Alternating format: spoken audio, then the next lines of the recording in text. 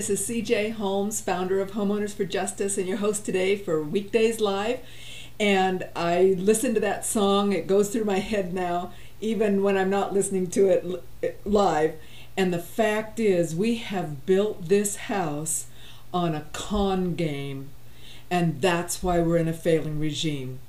Today I want to focus on that because I want everyone to really understand what we're facing. We talk all the time about foreclosure crisis. We bring in some of the solutions because that's what this show is focused on.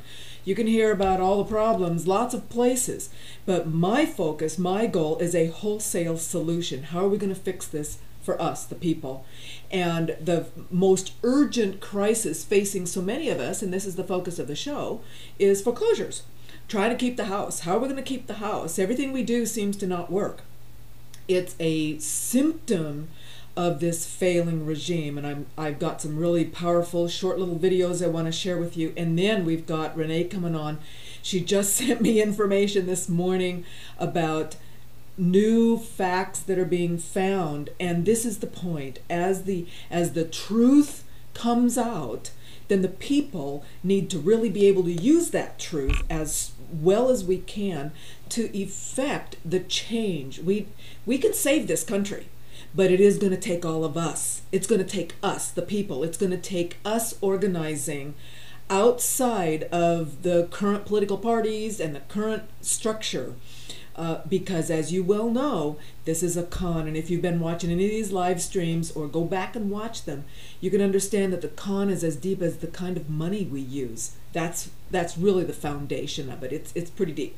But nevertheless, before we talk about those kinds of things and how we can protect ourselves and how we can reach out to others, I just wanted to bring to your attention a couple of new events coming up next week. Mendocino County, I'm going to give you an update tomorrow about the supervisor meeting that I attended yesterday. It'll be an exciting update. And in the process now, these activists, boy, are they good and working hard and in together.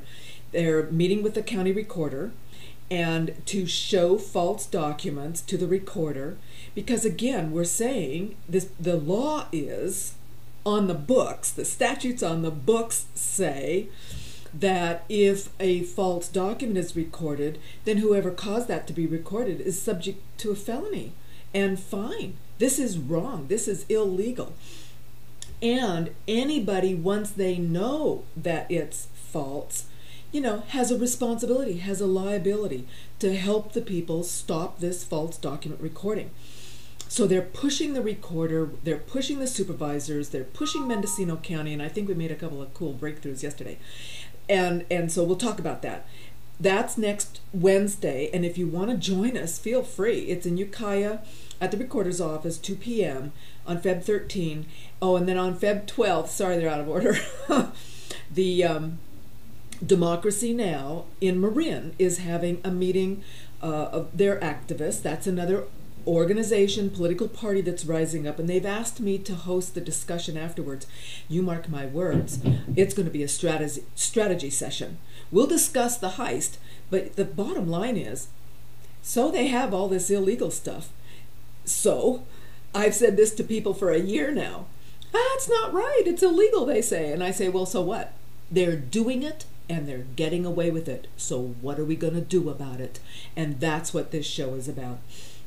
So, without further ado, let's get into some of the headlines of today. I wanted to bring to your attention that here's an article that was printed January 30, 2013, so just a week old. U.S. growth halted as federal spending fell in the fourth quarter. All right, so we're having some slowdown. It didn't get a whole lot of news. You're probably hearing mostly in the news how home prices are going, how everything is hunky-dory, because that's what they want you to believe. We are frogs in a pot. Hope you know that story. If you want to cook a frog, you don't toss him into a pot of hot water, he'll jump out. You toss him in a pot of cold water and he goes, oh, this is cool. And then you gradually turn up the heat. And that's where we are today. They've been turning up the heat for 100 years. And that's why we're almost at boiling.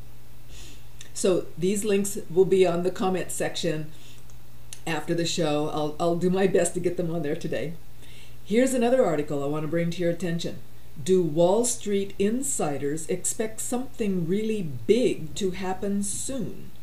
Now, this was just published yesterday, and they're talking, here's the question. Why are corporate insiders dumping huge numbers of shares in their own companies right now? Why are some very large investors suddenly making gigantic bets that the stock market will crash at some point in the next 60 days? That's a good question. That's a very good question, and I want you to remember all of these things are symptoms of a failing regime and of being in control by the insiders. So the insiders set the stage, and they have been manipulating the markets. We already know they manipulated the mortgages. They manipulated prices because of that. They manipulated the foreclosure crisis. They are capitalizing on this. It's intentional because it's a land and wealth theft. This is the point. So that if they crash the stock market, you know that they can. Come on. They're in control. So, I mean, Goldman Sachs itself does like 1 trillion trades a day or something insane because they are manipulator masters. And when you read reports that Goldman Sachs has never had a failing quarter, they've always made money in the stock market, then they have to be the insider. They have to be the casino house. They have to be the house, because only the house always wins. Here's something. This has happened just yesterday. Has broken into the National Bank, the Federal Reserve, a 21st century thief breaking into files, not into metal safes. The mysterious group Anonymous has struck again with a warning. This is just the beginning. ABC's senior justice correspondent Pierre Thomas tells us who these people are. This is the public face of Anonymous, the shadowy group behind the hacking attack on the Federal Reserve, which sets monetary policy for the U.S. economy. This time there will be change, or there will be chaos. Anonymous is a loosely affiliated network of hackers spread across the globe.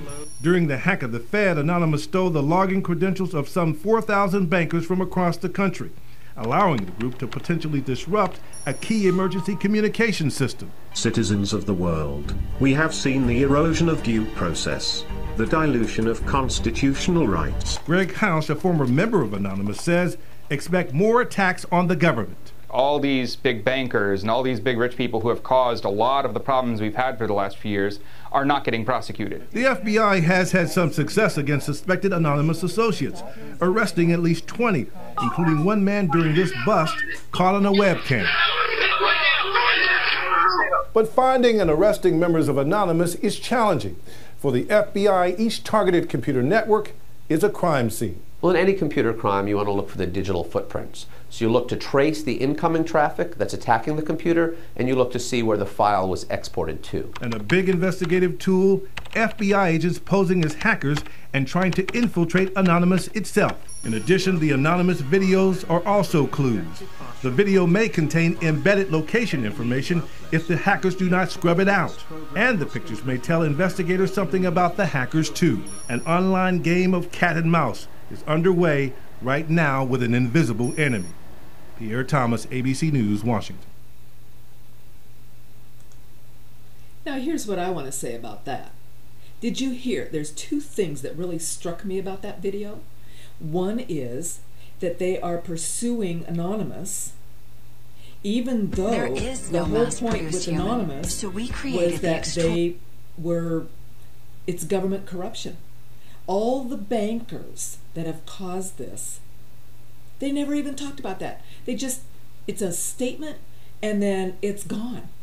And so, they're focusing on the FBI and finding these Anonymous people rather than on the facts that are being exposed. And that is the second thing, the Federal Reserve sets monetary policy. It's the point. It's all about the money. Remember? It's all about the money. And the actual Federal Reserve notes that we use. That is the underlying con game. But they don't talk about it. They mention it. It's in passing. See how people are missing this? Because the focus of the article is, oh, these people must be bad because they're hacking into government computers. Not, oh, the government is so insanely corrupt. It has forced law-abiding people to break the law and try to bring this to our attention. Listen to this. I want to play this again. This is John O'Brien at the Recorder's Office in Massachusetts, and I want you to pay attention. It's just a short little video, but at the very end, what he says. And this is the problem, one of the symptoms of it. Completely created an off-the-books registry of deeds because they didn't want you and your viewers to know what they were doing. So the facts in that document very well could be completely false. Oh. Not the right owner of the property. That's correct. There's no question about this. These banks acted as a criminal enterprise. They crossed state lines, they recorded fraudulent documents, they committed forgery, and they committed mail fraud. They used the United States Postal Service to mail these documents to registries of deeds. So talk to me about what you're standing next to. This is 22 variations of a robo-signer by the name of Linda Green. She was the woman who was the most notorious robo-signer. 22 variations of her signature. Now I ask any register of deeds in the United States, which one is the real Linda Green? So why would you record anything signed by her? You know going in that they're fraudulent. So all you have to do is call me up, I'll give you my affidavit, send it back to the bank and say, hey, sign the document that says this is the real Linda Green. They'll never do it. Never, ever do it. Who's this over here? This is an interesting one because, as you know, in April, they entered into the 50-state Attorney General settlement. And one of the issues of the settlement was the bank said they would say no more robo-signers.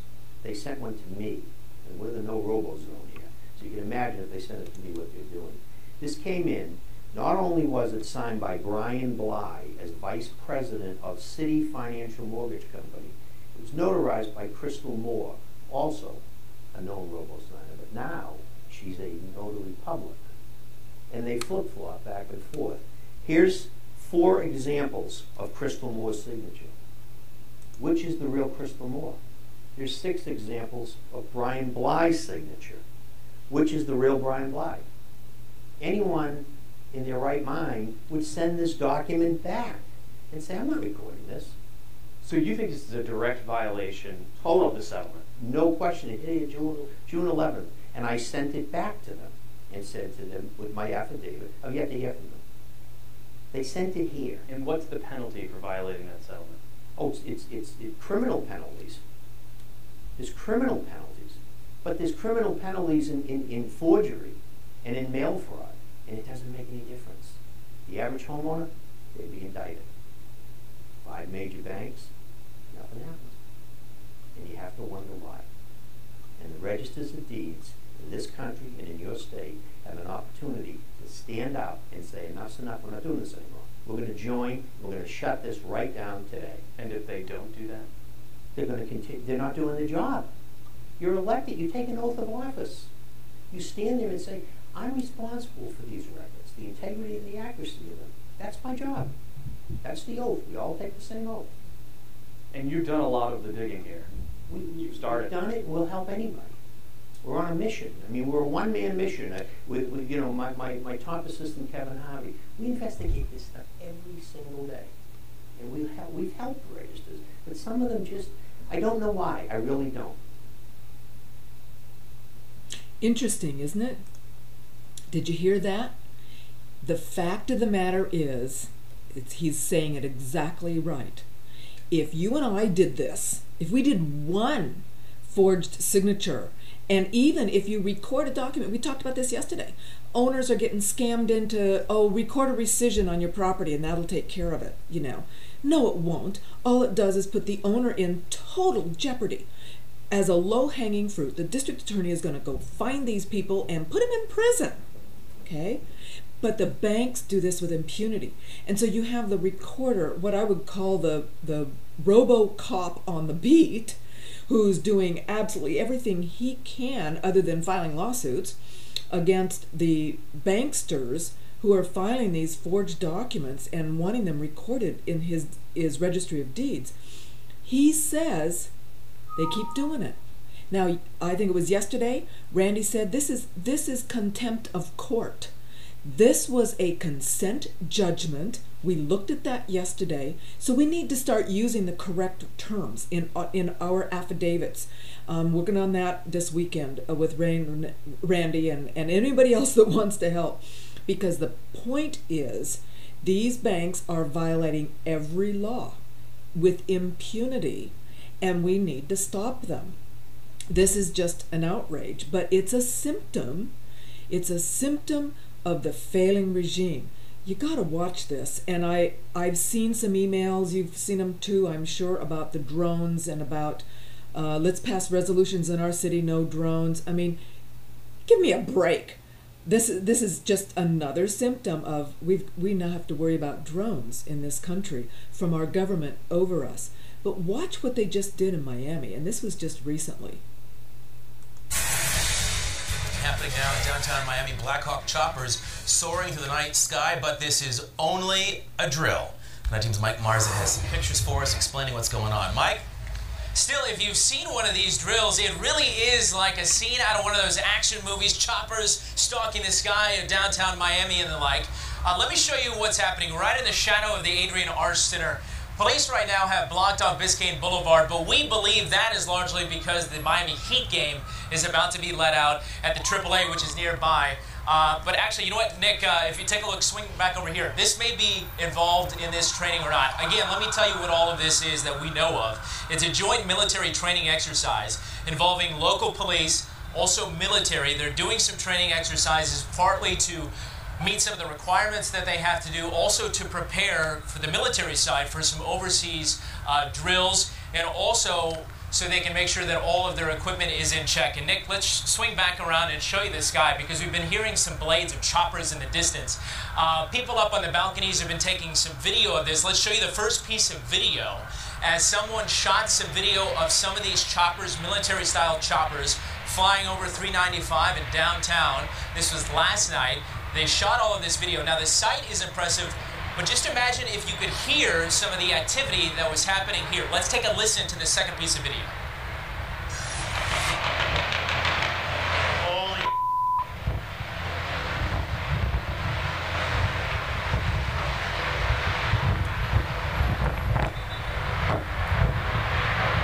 All right, so some blank rounds of gunfire pinging off the high-rises here in downtown Miami. A photographer actually from Atlanta doing some work here in the Brickell area, also in downtown. He had no idea what was happening, knew nothing of this drill, and that's what he saw. Listen to what he said. Helicopters came by and I was holding up, taking some pictures, and then I just saw this machine gun fire and I hit the deck. I didn't know what to expect, and it was one of the loudest things I've ever heard. Okay, so here within the past hour or so, we saw some official boats with some lights flashing. Unclear on exactly where all of this is going down. We know it's in the greater Miami area, also Miami-Dade County, but police being pretty vague about where exactly they're doing all of this and also for how long. They do say that public safety is their #1 priority, so that's why you see a lot of this activity at night, and they want us to tell you that, again, it is just a military training exercise. But hey, if you happen to see some of this stuff going down, take some video, also take some pictures and send it our way. Send it to 7@WSVN.com. We want you to be safe while doing it. Live in downtown Miami, Mike Marza, 7 News, Night Team. Okay, the thing that struck me about this, did you hear that? The public, we're frogs in the pot. Come on, guys, we got to hear this. The fact is they're saying, oh, public safety is our #1 priority. What? And they've got military choppers at night practicing exercises over Miami? Come on, come on. Wake up. Share this with people. This is happening. This is the country we're in, and this is the challenge and the opportunity of our lifetime. We are the country. Come on, everybody that's looking at this and watching us are all the adults. This is not the kids running amok on university campuses. This is not the illegals. This is our country. We are the Americans. We own the property, many of us do, or we're renting here. We're the workers. We're the people of this country. Not to say those others aren't, but they're not. We are the radicals. Normally, The radicals are painted as if they're other groups. We are the radicals, and we have to understand that this is our country, and if we don't fix this, we have an opportunity. We can. But if we don't fix this, then the rest of our futures, the kids' futures, our grandchildren, they're not going to be in America that we thought we were growing up in. Now I will put this link in. This is the article that goes with the video we just saw, The Failing American Regime. As regimes collapse, they step up oppression of their subjects. And because the collapse is gradual, so is the increased oppression. Gradualism and stealth are the key opponents to the success of the elites and their stepped-up oppression of the people. I thought that was so well said, I wanted to read it. Read the article. This is the point.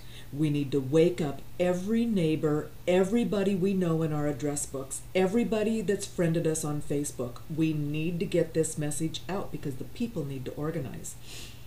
I've got one more thing we've got to watch, and then Renee is going to join us, and we're going to be talking about how we can fight back and more issues that we can use to protect ourselves from the theft of the homes. This is an introduction to Bill Windsor. He's the founder of Lawless America, and here's his article, which I'll have linked.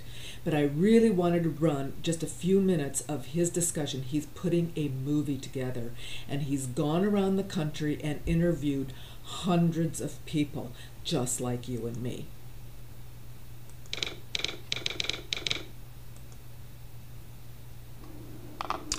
It's day 158. My name is Bill Windsor. This is yet another take in the filming of Lawless America, the movie. It is day 158 of a 173-day trip. I've traveled over 21,000 miles at this point. There have been over 13,000 takes filmed. I've lost track of how many people we've done. Over 1,000, somewhere between 1,000 and 2,000 people. We have over 2,000 people at this point who have asked to be filmed, and probably a whole lot more that we haven't tracked down. We've had hundreds and hundreds of phone calls that we haven't even had time to return. So fortunately, the trip has grown in many ways. It ends up being over 60 days longer than originally planned. It will end up being 5,000, 6,000, 7,000 miles longer than planned. We left on the trip with about 750 people committed to be in the movie, and at this point it looks like we have over 2,000 at this point who have asked to be part of it. I'm speaking to you from Orlando, Florida. This is the 48th state. I have one more day of filming to do here in Florida, Daytona Beach, and then St. Augustine filming tomorrow. And then I'm going to fall off the grid for a couple of weeks, as they say. And I'll talk about that more in just a second. I don't have a word big enough to describe what this whole experience has been like. Unbelievable. I've been told I shouldn't use that word anymore because the stories are so unbelievable that they're believable. And I believe most of the people who've sat down in a chair like this and have told me their stories. Many of them have brought evidence with them, and certainly we will be checking out the stories of those who have appeared and giving those who they're exposing the opportunity to speak on camera and tell their side of the story. We'll see how many accept that invitation. But it's been an absolutely phenomenal experience. It's hard to describe how you can find something like this enjoyable when day in and day out we hear nothing but one horror story after another of government and judicial abuse and corruption and domestic violence and devastation of the lives of children and elders, wrongful convictions, courts that steal everybody's money and destroy lives, judges who don't have an ounce of honesty anywhere in their body. It's hard to describe how you can go through that day in and day out and find it to be exhilarating, but in a strange way I do. And I do because it motivates me just that much more to do something about this or to try to do something about it. And I believe we've accomplished a lot with what has been done with the movie project thus far, and truthfully, we're just getting started. We have taken this from a project to where it became a mission, to where it became a movement, to where now we call it, and others call it, the Lawless America Revolution. And that's what we have to have in this country, because we want our country back. And I hear that again and again and again from the people I meet with, the people that I film. We want our country back. And guys, it's up to us to get it. Nobody's going to do it for us. There apparently, as best I can tell, there's never been anything quite like the Lawless America Revolution. I mean, we actually have a group of people who are motivated, blowing a whistle like there's never been blown before, and we are the ones that have to go out and accomplish something. If we're going to save America, it's up to us. And so I'll be talking about that more and more in the months ahead. While the trip is about to come to an end from the standpoint of making a lap around the country and filming people, I'm going to film for the rest of my life. I'm going to fight this for the rest of my life, but we need a lot of help. We literally have to reach millions of people in order to accomplish what we want to accomplish. The corruption is overwhelming. The need to have something done about it is absolutely critical. The idea that my children and grandchildren and their children and grandchildren, your grandchildren, and all those to follow will have to live in a police state, which is in essence what we have now, without any fundamental human rights, without the protections of the Constitution and the Bill of Rights, what our forefathers established for us. It's just unbelievable to me. I mean, I would sincerely have to advise people, try to find another country. But rather than that, let's try to replace the people in office who aren't doing the right things with those who will. And so we've proposed forming the Revolutionary Party. And there's information about this on lawlessamerica.com and on our YouTube site. That's youtube.com/lawlessamerica. Go on there and read, watch, see the videos and learn what we're doing. It's a fundamental concept. And I won't take the time to go into that concept today, but it just basically talks about the need to have honesty, protection of our fundamental rights, and making those in elected positions accountable to us. And we can make those changes, but we've got to get millions and millions of people. The Democrats and Republicans are just slightly different shades of the same dishonest and or corrupt people. We have to get new people in place with a new system, a revolutionary system that we've created through the Revolutionary Party.